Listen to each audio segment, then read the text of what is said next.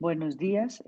Como parte del primer taller latinoamericano que organiza las diferentes, los diferentes grupos de estudiantes latinoamericanos, quiero agradecer al grupo ASENCOBLE en Colombia por la invitación a participar de su evento. El tema que quiero tratarles corresponde a obesidad y embarazo, el cual vamos a hacer varios aspectos importantes a resaltar. Las primeras consideraciones que queremos hablar con ustedes tienen que ver sobre cómo estimamos el peso para la edad gestacional. Todos conocemos el índice de masa corporal como la medida más grande para clasificar los trastornos del peso o las alteraciones del peso de las personas. En embarazo hacemos una relación que tiene que ver además con el índice de masa corporal y la edad gestacional en la cual tiene diferentes comportamientos. En el primer trimestre la ganancia de peso, como ustedes observan, es mínima. Hacia el segundo trimestre va aumentando y la mayor ganancia de peso va a estar hacia el tercer trimestre, tanto en pacientes con peso normal para la gestacional como para pacientes con bajo peso o con sobrepeso y obesidad. Sin embargo, consideramos que una paciente embarazada tiene un peso adecuado cuando el índice de masa corporal oscila entre 20 y 29 si miramos al final del embarazo o entre 20 y 25 si miramos al inicio del embarazo. Cualquier eh, valor superior a este estaríamos hablando de un problema ya de sobrepeso o de obesidad para la edad gestacional. La ganancia de peso tiene un problema muy serio, es que depende de dónde ganemos peso. Si hablamos nosotros de la grasa visceral o la grasa subcutánea, pues definitivamente entre mayor compromiso tengamos de la grasa visceral, mayores riesgos cardiovasculares tenemos y por eso están definidos con índices muy claros como el índice cintura-cadera que nos puede predecir la mortalidad en adulto en general. En embarazo, la ganancia de peso tiene componentes muy importantes que debemos recordar. Uno de ellos tiene que ver con dónde está distribuida la ganancia de peso. Tenemos una parte que te corresponde a la masa muscular, que es más o menos el 55% del peso de una materna, un 19% de la masa ósea y un 18% de la masa residual, siendo solamente el 6% la masa grasa, en la cual nosotros estamos hablando que habría una masa grasa que es de tipo libre y sabemos nosotros que en general hay masa grasa en sangre, en el fluido extracelular, en las mamas y en el útero y sabemos también que la ganancia o pérdida de calcio en embarazo es insignificante. La ganancia de proteínas en embarazo es menor a 1 kilo y el 67 a 80% de la masa grasa es libre, lo cual está muy relacionada con el agua acumulada y, por supuesto, la hidratación, la edad materna, la raza y las condiciones precedentes van a favorecer adiposidad. La masa grasa cambia y tenemos un componente que puede no estar estandarizado en general, que puede ser entre 10 a 15 kilos de peso de cualquier materna. Sabemos nosotros que 2 kilos por trimestre serán lo que esperamos nosotros como el cambio en la masa grasa y definitivamente si ustedes miran la composición corporal, solamente el 6% del peso debe corresponder a masa grasa. Esta composición de peso tiene que ver también con aspectos importantes sobre la distribución por trimestre. En primer y en segundo trimestre, los cambios fisiológicos del embarazo hacen que haya unos crecimiento importante en útero y mamas, en donde podría estar más acentuada la ganancia de masa grasa, pero el tercer trimestre la unidad feto-placentaria será la que tenga mayor preponderancia en la ganancia de peso porque es la época en la cual el bebé crece más rápido y gana también más peso. En general esperamos que el 30% de toda la ganancia total de peso corresponda al feto al final del embarazo y en esta gráfica podemos ver de manera más clara cómo está distribuida esa ganancia de peso de una materna. O sea que si sumamos estos valores nos están dando más o menos entre 10 y 12 kilos. Esperamos que se gane a expensas de sangre, del líquido extracelular, del líquido amniótico, del peso en sí mismo y solamente 4 kilos corresponderían al tejido adiposo en total en una paciente con una ganancia de peso adecuada. La unidad fetal también tiene dos aspectos importantes y es que va a corresponder al momento del trimestre, como decíamos. En la primera parte del embarazo, el crecimiento del bebé es lineal y podrá ganar más o menos 150 gramos. pero el segundo trimestre el aumento es muy marcado y podemos tener ganancias de peso de 200 gramos del bebé semanales de peso. Podemos tener ganancias de más o menos 1000 gramos en los últimos 2 meses de la gestación. El 88% del peso del bebé por sí va a ser basado en agua. El líquido amniótico tendrá en general más o menos 3 litros, permitiéndole un ambiente saludable que le permita crecer, desarrollarse, y el crecimiento de 1 kilo de peso podrá ir hasta la semana 28. La masa grasa en promedio tendrá 350 gramos y la masa libre tendrá más o menos el 80% en un bebé. La estimación de peso también tiene diferentes parámetros. Hemos trabajado siempre con el índice de masa corporal, pero tenemos diferentes aspectos que es importante que recordemos. Podemos usar otras maneras de estimar el peso siendo muy precisas y podremos hacerlo de manera oportuna si podemos evaluar no solo el índice de masa corporal como el que tenemos ahora, sino también modelos que permitan hacerlo por ecografía, por mensaje vaso del agua, por resonancia magnética, por densitometría, incluso la pletismografía acústica y aérea, que podrían estimar de una manera más precisa qué porcentaje de grasa corporal tiene cada persona, dada que la constitución, los tipos monomórficos o morfológicos del cuerpo humano también tienen patrones característicos distintos. En general, con lo que nosotros trabajamos hoy en día es con el índice de masa corporal, y el índice de masa corporal pues es el parámetro más universal, lo cual nos permite mostrarles que la obesidad es un problema muy serio y que forma parte de las metas del milenio. Nosotros esperamos reducir la ganancia de peso en embarazo o reducir las tasas de morbilidad cuando tenemos un mejor control de la dieta en nuestras comunidades. Pero nuestro problema es muy serio, tan serio que en este momento la tasa de obesidad ha aumentado de manera dramática en el mundo. Desde el año 1975 ha venido triplicándose. Para el año 2016 tenemos alrededor de 1.900 millones de personas con sobrepeso en el mundo, más o menos el 39% de la población, y un 13% de pacientes obesos. Sabemos que en grupos poblacionales específicos como los niños menores a 5 años hay una tasa de 41 millones de niños con problemas de obesidad, y el grupo más preocupante está en los adolescentes, en donde la obesidad puede llegar a tener casi la tercera parte, como ustedes ven aquí, dependiendo del grupo poblacional del cual estemos hablando. Esta tabla se ve mejor referenciada cuando hablamos de embarazo. Si hablamos en general de las características de las mujeres en diferentes países del mundo, este grupo nos permite decir para el año 2000 más o menos cuál era la tasa o la prevalencia entre 1999 y 2006, dependiendo de la serie, que nos permiten establecer que nosotros no ocupamos em, un cargo o nivel que quisiéramos que fuera adecuado. Nosotros estamos ocupando más o menos entre los 10 primeros países con sobrepeso en el mundo. Para mostrarles un ejemplo, los países que más tasa de sobrepeso y obesidad tienen están en Egipto y en México. Para el año 2000 ellos refieren más o menos una prevalencia de 65 a 71% de la población con problemas de sobrepeso, mujeres. Y Colombia, para el año 2000, el 40% de las mujeres tienen o un problema de sobrepeso o un problema de obesidad.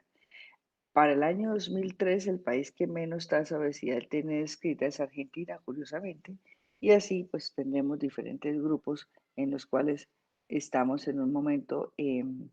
muy crítico en donde nuestra intervención debe ser oportuna y eficaz. Las recomendaciones de ganancia de peso durante embarazo van a variar dependiendo del índice de masa corporal. Nosotros esperamos que haya una ganancia de peso que puede oscilar entre los 12 y los 18 kilos para esta tabla, lo cual 18 es mucho realmente. Nosotros creemos que una paciente de muy bajo peso puede ganar alrededor de 12 kilos. Una paciente con peso normal puede ganar entre 11 y 16 kilos. Una paciente en sobrepeso puede ir hasta 11 kilos y una paciente obesa puede ir hasta 5 a 9 kilos. Sin embargo, la ganancia de peso también cambia por trimestre. Como ustedes vieron, es mayor en el segundo y en el tercer trimestre, y calculamos más o menos 220 gramos por semana. Quiere decir esto que estaríamos hablando que una materna en tercer trimestre con obesidad debiera ganar 1 libra mensual, perdón, 2 libras mensuales. Ese sigue siendo un reto porque esta tabla es tolerante con la ganancia de peso y diríamos nosotros que es muy marcada porque permite unos rangos muy altos. Hay unas un poquito más estrictas, como la planteada en este trabajo por el doctor Katikar. Él básicamente hace una reflexión y plantea un aspecto muy importante, y es que una paciente debiera ganar más o menos 400 gramos en el tercer trimestre por mes de peso. O sea que esperaríamos nosotros que una paciente con obesidad en total no ganara más de 10 kilos, pero sobre todo no ganara más de medio kilo mensual a partir del segundo y el tercer trimestre. Y si tiene cirugía bariátrica, también tiene unas metas en las cuales hablaríamos de 200 miligramos de peso o media libra de peso semanalmente durante el último mes. Estas metas, como ustedes ven, son desafíos importantes al manejo nutricional porque nosotros estamos buscando que estos pacientes tengan una ganancia de peso adecuada. En la práctica real esto no se cumple y este es un bonito ejemplo de un trabajo en portugués en Brasil, perdón, que nos permite mirar que la ganancia de peso de las pacientes por índice de masa corporal no es la adecuada, que las pacientes en bajo peso logran una ganancia de peso menor a la esperada, pero las pacientes en peso normal tienen una ganancia superior a la esperada y las pacientes con sobrepeso y obesidad tienen todavía una ganancia mucho mayor a la esperada. Si nosotros estamos hablando de más o menos en total 1 kilo por mes en el último trimestre, estaríamos hablando que estas pacientes ganarían 4 kilos a partir de la semana 28, más o menos. Estas pacientes están ganando el doble de peso en este periodo, lo cual nos lleva a este punto muy importante, y es que la ganancia de peso en pacientes con trastorno de peso, con obesidad o con sobrepeso es superior a la esperada, y es tan importante esto que el 61% de los pacientes con sobrepeso y el 55% de los pacientes con obesidad ganan mucho más de lo que debieran ganar. Problemas muy serios dados básicamente porque las pacientes con obesidad van a tener mayor tasa de parto prematuro, mayores alteraciones del crecimiento fetal, mayor tasa de muerte fetal in útero, mayor predisposición a obesidad en la descendencia. Hay además problemas intrínsecos a la obesidad que están relacionados como son la enfermedad cardíaca, el aborto recurrente, la preeclampsia, la diabetes gestacional, los trastornos tromboembólicos, la infección de la vía quirúrgica, otras causas de infección, la hemorragia posparto, incluso problemas para el recién nacido que tienen que ver con una mayor tasa de mortinato, muerte fetal. El diagnóstico prenatal es muy importante en estas pacientes porque, como ustedes ven, la tasa de problemas es mucho más alta en embarazo. De ahí que es para nosotros fundamental eh, un abordaje precoz, un manejo nutricional oportuno y también la identificación de malformaciones porque es mucho más frecuente en embarazo. Debemos tener ecógrafos de alta resolución, de última tecnología, que permitan ajustar los transductores, los presets en ecocardiografía, que sean muy importantes. También tenemos que tener una mayor oportunidad de poder manejar evaluación en ecografía e incluso usar técnicas que nos permitan, por ejemplo, llenar la vejiga, ascender el bebé para que tengamos una mejor ventana acústica, que es lo que pretende mostrar este traductor. Esta imagen es una paciente con la vejiga vacía y con un panículo adiposo muy importante, en donde ustedes ven cómo la ventana acústica se pierde, y en un segundo momento, cuando la paciente tiene la vejiga llena, cómo la ventana acústica mejora. Esto se refleja claramente en esta comparación de la evaluación del corazón fetal en esta parte o en esta figura de la izquierda, y cómo al ajustar los presets, o sea, la vejiga llena, podemos mejorar la precisión para la identificación de patología cardíaca, por ejemplo. Asimismo, podemos hacerlo en cerebro y en corazón, pero sabemos claramente que hay unas grandes limitantes en la evaluación anatómica de los embarazos, de modo que vamos a encontrar que en las pacientes con sobrepeso en general, cualquier tipo de problema de peso, vamos a tener una capacidad de visualización o una imagen subóptima casi en el 43% de las pacientes con cualquier problema de peso, utilizando la evaluación convencional, y vamos a tener una gran dificultad en la observación del corazón y de la columna vertebral, por ejemplo. Entre más obesas, pues la tasa de imagen subóptima es superior y puede llegar al 50% de los casos. De ahí que también tenemos otro problema, y es lograr identificar las afecciones que un bebé tiene. La obesidad favorece anomalías y encontramos nosotros que las pacientes con sobrepeso, estamos hablando en este caso índice de masa corporal mayor a 40, que serían obesas mórbidas, en donde nosotros vemos que hay una mayor tasa de efectos del tubo neural, de defectos cardiovasculares, de labio y paladar funcionado, de atresia no rectal, de hidrocefalias y de anomalías musculoesqueléticas. También vemos otras series como esta que nos publican diferentes reportes de caso, en donde nosotros podemos observar eh, frecuencias que aumentan hasta 6 veces más el riesgo de anomalías comparado con la paciente de peso normal, y las alteraciones más frecuentes son anomalías cardiovasculares, espina bífida como la que están viendo aquí, que es un mielomeningocele lumbosacro, alteraciones que tienen que ver con un falocele y defectos en general del corazón. Las alteraciones están descritas en diferentes series. Hay una gran diferencia entre la paciente con peso normal y con índices de masa por encima de 40, donde ustedes ven nuevamente en otra serie de casos, esta que está publicada por un grupo, en este caso fue un grupo europeo, en donde vamos a ver nosotros que ellos encuentran más o menos el mismo patrón: alteración del sistema nervioso central, anomalías cardíacas, labio y paladar fisurado, alteraciones de extremidades, con frecuencias que superan por lo menos 2 veces, o en una 1.8 veces, si comparamos en pesos normales a pacientes obesas. El siguiente problema es no solamente tener una muy buena optimización de la calidad de la ecografía para evaluar a los pacientes, sino también sabemos que aumenta la tasa de abortos, mortinatos y problemas de crecimiento fetal, así como el tamizaje genético, y es la ecografía en semana 11-14, donde nosotros podemos tener una mayor dificultad en la evaluación de estos bebés, y el uso de técnicas complementarias para identificar de síndrome de Down, por ejemplo, incluye utilizar unos biomarcadores que son unas hormonas maternas, como la proteína plasmática asociada al embarazo, como la beta, subunidad beta gonadotrofina libre que usamos nosotros, y algunos algoritmos en donde incorporamos estas medidas junto con la ecografía, que van a tener una gran o una mayor dificultad a la hora de hablar de obesidad. Y las nuevas técnicas que buscan analizar el DNA libre en el trofoblasto fetal circulante en sangre materna, que es lo que llamamos DNA libre en sangre materna, tiene una consideración especial, y es que la fracción fetal disponible en la sangre materna es menor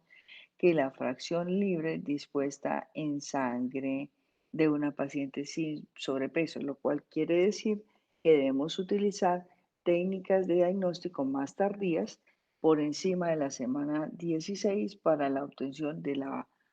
cantidad de fracción fetal óptima para el tamizaje genético en estas pacientes. Las complicaciones en el embarazo también nos llevan a complicaciones en el intraparto. Como hemos dicho, la tasa de mortinatos aumenta, la tasa de muerte fetal por encima de la semana 22 aumenta, la tasa de aborto también es mayor, y la mortalidad postnatal también es un poquito más alta que una paciente con peso normal. El Alzheimer al nacer, la macrosomía, la prematurez, la asfixia intraparto, los síndromes broncoaspirativos de meconio también son mayores en pacientes obesas. La sepsis neonatal, la parálisis cerebral también son mayores en pacientes obesas, y nosotros vamos a ver entonces con preocupación que todas las complicaciones pueden ser mayores en las pacientes obesas. Les había descrito previamente que las complicaciones maternas eran mayores. Este trabajito pretende mirar en el embarazo adicionalmente qué otras complicaciones aumentan, y tenemos entonces con énfasis particular la morbilidad cardiovascular, las alteraciones que tienen que ver con la anestesia, las técnicas anestésicas también tienen mayores complicaciones, la hemorragia posparto no está tan claramente demostrada, pero definitivamente la sepsis es un poquito mayor y la admisión a UCI también puede ser más alta. De modo que obesidad es un problema en todos los escenarios para nosotros y viene un siguiente escenario que quiero que miremos y es el tipo de cesárea. Estos son abordajes que tienen que ver con las incisiones en piel, pero estos son abordajes que tienen que ver con el tipo de cesáreas que podríamos hacer o de histerotomías en las cuales tenemos la forma arciforme convencional cuando tenemos que prolongarla como una especie de ancla o hacerla en la línea media o hacer una especie de J que tenemos que prolongar un lado de la incisión o las famosas incisiones corporales que pueden ser bajas o altas dependiendo del paciente, la ubicación de la placenta y la dificultad quirúrgica que tengamos que enfrentar. Los tipos de incisiones hacen que para estas pacientes podemos tener que usar incisiones de Maillard, en las cuales son diferentes, con compromiso de la pared abdominal distinta, y vamos a tener una obesidad que genera una problemática muy importante. Y esto es para mostrarles las técnicas, pero sobre todo esto, porque la planeación de la cesárea en una paciente obesa es distinta, el tipo de separadores, el tiempo quirúrgico, la necesidad de transfusiones, la posibilidad de infección aumenta cuando hablamos de una paciente obesa. De modo que nuestra reflexión en general para ustedes es que obesidad es un problema muy serio para nosotros. Obesidad en embarazo está subestimada. Nosotros nos dedicamos a decirle a la señora que debe ganar poquito peso, que debe alimentarse mejor, pero no hay unas metas adecuadas, no hay unos incentivos adicionales, no hay unos programas de acondicionamiento físico y acompañamiento a nuestras maternas durante el embarazo y literalmente nos dedicamos solo como a regañarlas porque ganan mucho peso, pero no hay el abordaje que debieran tener estas pacientes en embarazo y lo estamos haciendo mal. Tenemos dificultades en la identificación, en el manejo nutricional, en el diagnóstico prenatal de malformaciones y definitivamente una mayor preponderancia para complicaciones tanto maternas, si tienen enfermedades previamente adquiridas o si el solo embarazo por sí mismo aumenta la posibilidad de que las complicaciones como diabetes, hipertensión y trastornos tromboembólicos aumenten, así como las complicaciones intraoperatorias, la sepsis y la dificultad para la identificación de las anomalías congénitas que también sabemos que por obesidad están aumentadas. Nuestro mensaje con esta charla es una reflexión sobre un abordaje más adecuado para este problema interdisciplinario con metas específicas y definitivamente debiera formar parte de la asesoría preconcepcional. Muchas gracias. Listo, Amy.